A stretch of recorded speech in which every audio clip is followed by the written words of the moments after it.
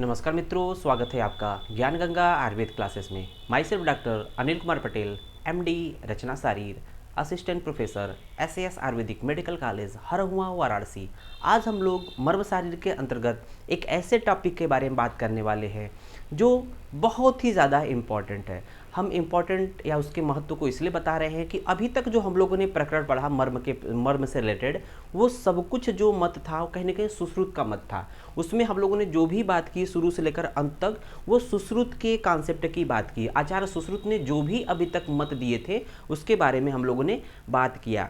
लेकिन मर्म के प्रकरण में आचार्य चरक का क्या योगदान है, आचार्य चरक ने मर्म से रिलेटेड क्या मैटर कहा है, वो आपके सिलेबस का लास्ट पॉइंट आता है, त्रिमर्म की व्याख्या। तो वहां पर बोलते हैं त्रिमर्म की व्याख्या।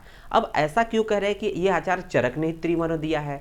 हालांकि मर्मों की संख्या अगर बात करें तो आचार्य चरक ने हो, चाहे सुश्रुत हो, चाहे वाग्भट हो, जिन लोगों ने भी मर्मों की संख्या को अगर बताया है तो उन्होंने सभी ने मर्मों की संख्या 107 बोली है। तो 107 बोलने का मतलब होता है कि वहां पर सभी मर्म वर्णन होते हैं।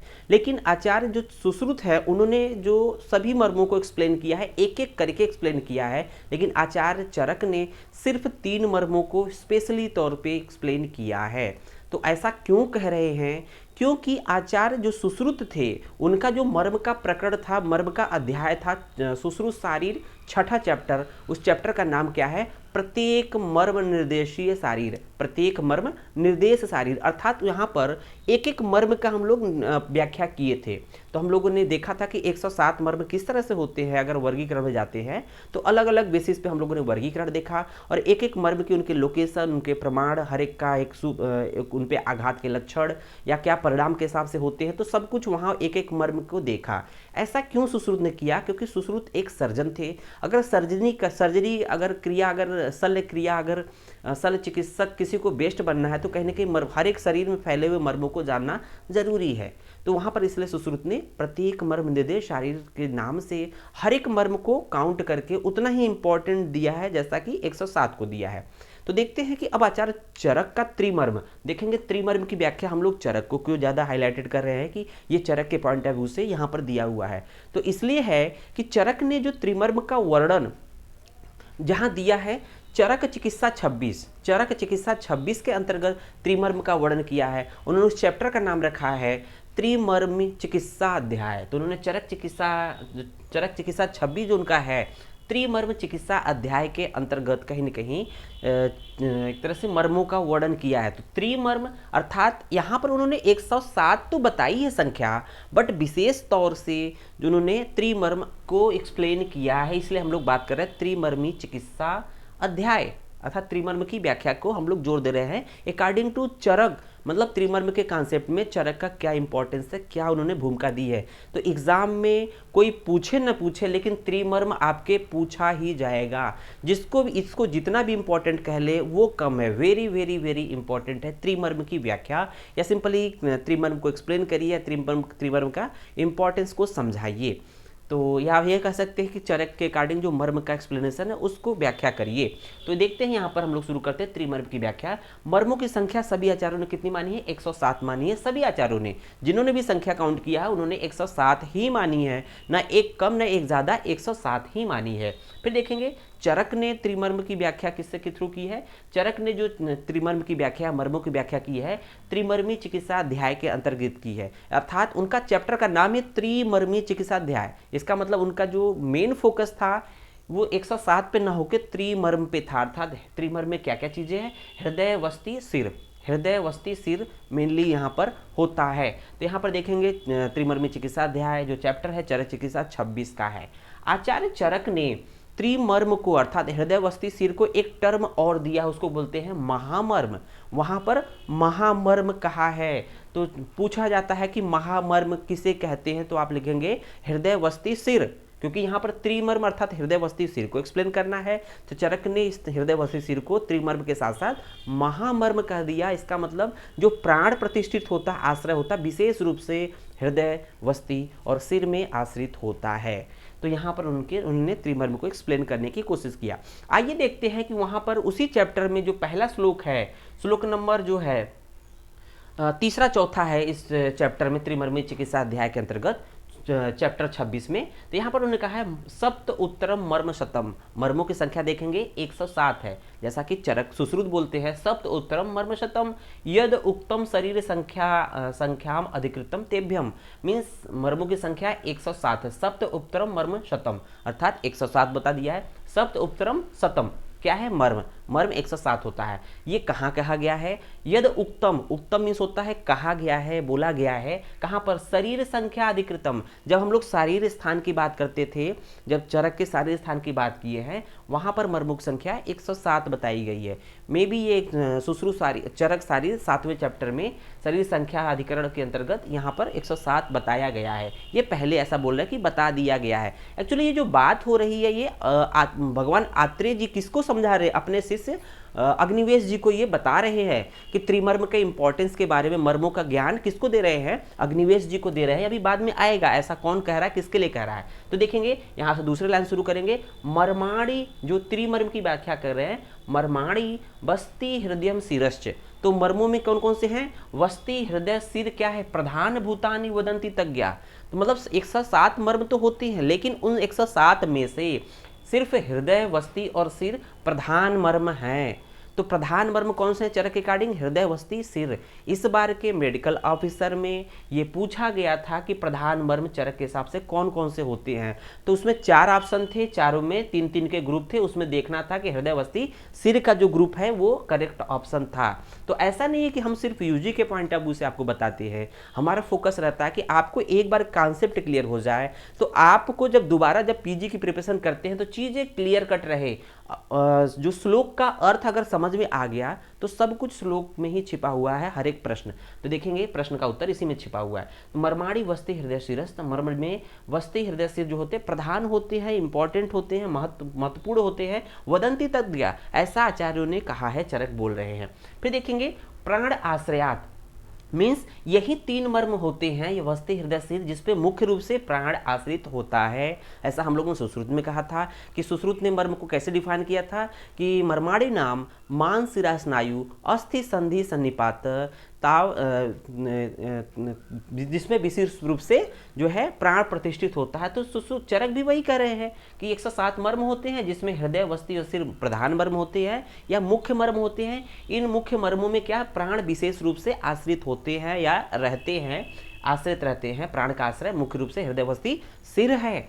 फिर देखेंगे तान ही पीड़यन्तु, अगर मान लीजिए हृदय, वस्ति, सिर पर अगर आघात होता है तो क्या होगा, तान ही पीड़यन्तु, मीन्स अगर हृदय, वस्ति, सिर पर आघात होगा तो क्या होगा, वात आदियो, जब हृदय, वस्ति, सिर पे आघात होता है तो वात आदि दोष प्रकोपित होते हैं। वात आदि दोष प्रकोपित होकर असून अपि पीड़यन्ति, संपूर्ण शरीर में व्याधि या पीड़ा उत्पन्न करेंगे। तो सिंपली कहने का मतलब जो तो प्रधान मर्म है हृदय, वस्ति, सिर, ये प्राण के आश्रय होते हैं, इसमें प्राण मुख्य रूप से विशेष रूप से आश्रित होता है। और अगर इस पे अगर पीड़ा उत्पन्न होती है, आघात उत्पन्न होती है तो वातादि दोष, वात, पित्त, कफ प्रकोपित होकर शरीर में पीड़ा उत्पन्न करते हैं। तो ऐसा चरक जी बोल रहे हैं। देखेंगे इसके बाद तत्संसृता नाम अनुपालनार्थ, मीन्स कि इसी त्रिमर्म में ये जो है प्राण आश्रित है, इसी त्रिमर्म अर्थात हृदय, वस्ति, सिर में क्या है, प्राण आश्रित है। अगर इस पे आघात होता है अर्थात हृदय, वस्ति, सिर पे आघात होगा तो क्या होगा, महागदाम श्रृणु, मीन्स महागद की उत्पत्ति होगी। महागद मतलब महारोग, बहुत भयंकर व्याधि। तो महागद को अगर हम देखा जाए तो महागद इसका अलग से प्रकरण पढ़ेंगे तो महारोग सिंपली कहते हैं, महारोग। तो महा का मतलब होता है बहुत बड़ा रोग, मतलब बहुत ही कष्टकारी रोग होगा जो मृत्यु करता है। तो महागद होता है महारोग। तो कह रहे हैं कि इसी मर्मों में आश्रित जो होता है प्राण होता है, अगर इस पे आघात होगा, इस मर्म पे, हृदय, वस्ति, सिर पे, तो महागद अर्थात महारोग की उत्पत्ति होगी। श्रृणु, सुनो, श्रृणु मतलब सुनो, कौन सुना रहा है, अग्निवेश जी, पुनर्वसु आत्रेय जी अपने शिष्य सौम्य को सुना रहे हैं। सौम्य मतलब अग्निवेश जी को सुना रहे हैं। तो श्रुणु सौम्य वक्षाम, इसलिए इन मर्मों की विशेष तौर से रक्षा करनी चाहिए। तो ऐसा बात जो अग्निवेश जी कह रहे हैं आत्रेय जी कह रहे हैं अपने शिष्य अग्निवेश जी को कि जो ये मर्म होते हैं, ये 3 मर्म अर्थात हृदय, वस्ती, सिर, जिसको प्रधान मर्म बोला गया है, जिसमें विशेष रूप से प्राण आश्रित होता है, इस पे अगर आघात होता है तो यहाँ पर आघात होने से जो व्याधि उत्पन्न होगी वो महागद अर्थात महारोग अर्थात महाव्याधि उत्पन्न होगी, बहुत बड़ी व्याधि उत्पन्न होगी। इस बात को सुनो, जानो और लोगों को बताओ, ऐसा आत्रेय जी कह रहे हैं सौम्य अर्थात अग्निवेश जी को। तो इस तरह से देखेंगे ये त्रिमर्म का इंपॉर्टेंस है।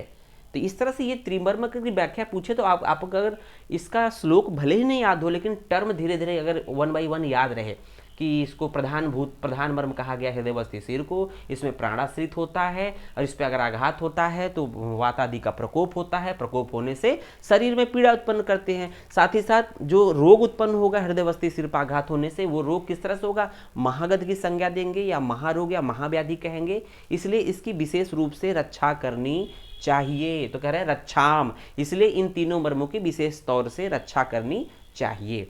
तो ये बात चरक ने बोला है, कहाँ पर, चरक चिकित्सा 26 के अंतर्गत। जब ये सब प्रकट हो जाता है, इसके बाद कहीं ना कहीं इसी चैप्टर में उन लोगों ने बात किया, हृदयगत रोगों की बात किया, हृदय रोग की बात किया है, वस्ती में होने वाले रोगों की बात किया है, सिर में होने वाले रोगों की बात किया है। तो यहाँ देखेंगे हृदय रोग की बात, संख्या की बात करते हैं। हृदय रोग की संख्या चरक ने 5 मानी है, ठीक है। सिरोरोग की बात करेंगे तो सिरोरोग की संख्या चरक ने 5 मानी है, मतलब हृदय रोग और सिरोरोग दोनों एक संख्या होती है, 5 होती है चरक के अकॉर्डिंग, लेकिन सिरोरोग की संख्या चरक के अकॉर्डिंग 5 है, सुश्रुत के अकॉर्डिंग 11 होती है। तो सिरोरोग की संख्या सुश्रुत ने 5 की जगह पे 11 मान लिया, जबकि चरक ने 5 ही माना है। आइए देखते हैं एक रेफरेंस और है सिद्धि स्थान का, जो कि त्रिमर्म में ही काउंट हो जाता है। तो त्रिमर्म के इंपॉर्टेंस को बताता है कि हृदय मूर्धनि वस्तुच।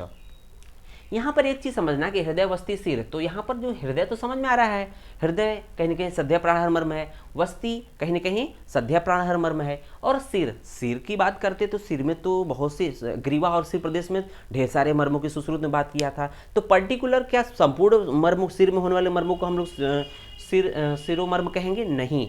यहाँ पर सिर कहने का मतलब जो एक पर्टिकुलर सिर में होता है अधिपति, तो अधिपति मर्म को हम लोगों ने ये महामर्म में काउंट किया है।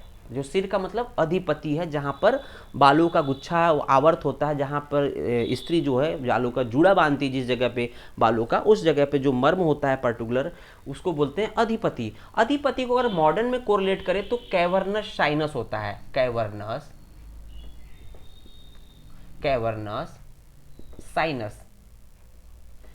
साइनस होता है। अगर कैवर्नस साइनस में किसी भी तरह से कोई क्लाट चला जाए, कैवर्नस साइनस में कोई क्लाट चला जाए, ब्लड का मतलब रक्त का थक्का या ब्लड का थक्का या कोई फॉरेन बॉडी चला जाए इस ब्रेन वाले पार्ट में, कैवर्नस साइनस में, जब ब्रेन से ब्लड रिटर्न करता है, हार्ट की तरफ लाता है। कैवर्नस साइनस मीन्स कि ये एक तरह से वेन्स का डायलेटेड पार्ट होता है, एक तरह से स्पेस होता है जहाँ पर ये साइनसेस बोलते हैं इसको। यहाँ पर अगर कोई क्लाट चला गया, इन्फेक्शन चला गया ब्लड से संबंधित या कोई भी, तो क्या होता है कि ये पूरा जो सिस्टम होता है कैवर्नस या जो साइनसेस होती है, जो मार्ग होता है रिटर्न करने का ब्लड का, वो पूरा एकदम जाम कर देगा, थ्रम्बोसिस हो जाएगा। कैवर्नस थ्रम्बोसिस बोलते हैं। तो इसको यहाँ पर होता है थ्रम्बोसिस मीन्स थ्रम्बोसिस का मतलब होता है कि पूरी आर्टरी वेन जो है क्लाट से भर जाएगा। तो क्लाट से भर जाएगा तो जब ब्लड रिटर्न नहीं होगा तो ब्लड उसमें ब्रेन को जाएगा तो सीधे व्यक्ति की मृत्यु होती है। तो यहाँ पर सिर यथा अधिपति, यहाँ पर कैवर्नस साइनस से कोरिलेट किया गया है। आइए देखते हैं कि सिद्धि स्थान में क्या बोला गया है। हृदय मूर्धनि वस्तु, तो हृदय, तो उन्होंने भी देखेंगे कि त्रिमर्म की व्याख्या करें। हृदय मूर्धनि अर्थात सिर, मूर्ध मतलब होता है मूर्धा अर्थात सिर की बात कर रहा है, हृदय मूर्धनि, और वस्ती यूरिनरी ब्लैडर, च नृणाम प्राणा प्रतिष्ठिता, तो प्राणियों का जो प्राण होता है, नृणाम प्राणा मीन्स प्राणियों का प्राण कहाँ आश्रित होता है, प्रतिष्ठिता मीन्स ये हृदय, वस्ती, सिर में विशेष तौर से प्राणियों के प्राण आश्रित होते हैं। ये चरक सिद्धि 9 में बोला गया है, चरक ही बोल रहे हैं सिद्धि स्थान में, अभी क्या था चरक चिकित्सा स्थान में बोल रहे थे।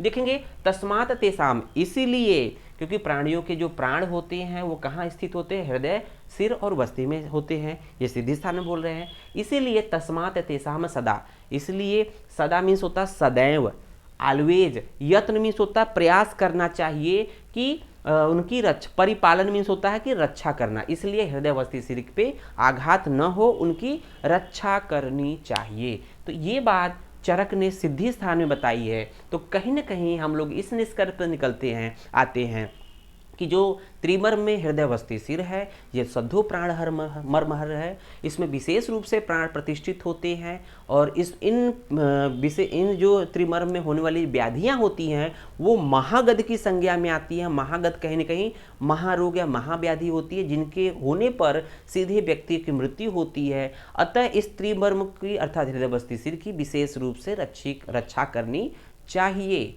जो कि जीवन के लिए बहुत ही इंपॉर्टेंट है, जिसको हम लोग main vital organ, vital parts of the body की उपमा देते हैं। समझ में आया होगा तो कमेंट जरूर करिएगा और दूसरों को भी शेयर करिएगा। धन्यवाद।